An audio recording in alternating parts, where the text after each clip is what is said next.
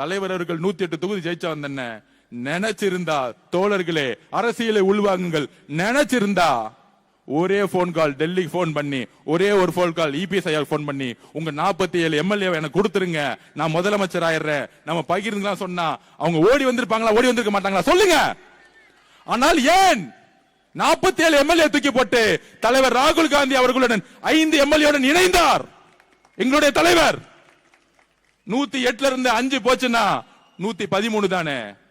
47 முக்கியமா 105 முக்கியமா அப்படின்னு எங்களுடைய தலைவர் யோசிச்சிருந்தா, வெறும் பதவி அரசியல் பண அரசியலை நோக்கி இருந்தா, இபிஎஸ் மாதிரியோ இல்ல உங்க தந்தை மு க ஸ்டாலின் உதயநிதி மாதிரியே சிந்தித்திருந்தா 47 பேரை நோக்கி போட்டிருப்பாங்க.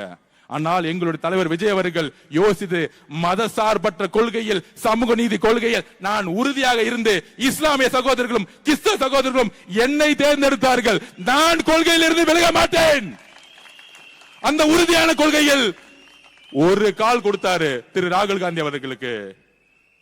ஆதவ அர்ஜுனா அவர்களே, 5 எம்எல்ஏ 10 எம்எல்ஏ முக்குள்ள நம்ம கொள்கையில உறுதியா இருக்கணும்னு எங்களுக்கெல்லாம் ஒரு வகுப்பு எடுத்து நாங்க எல்லாரும், நான் உட்பட்ட கட்சியில் உட்பட்ட மத சார்பட்ட கொள்கையில் நாம் உறுதியாக இருக்குங்கிறத பதிவு பண்ணது எங்களோட தலைவர். 75 வருஷ கட்சிங்கிறீங்களே, நீங்க ஏன் அதிமுக இஸ்லாமிய சகோதரர்களை கிறிஸ்தவ சகோதரர்களை கேள்வி எழுப்புங்கள்.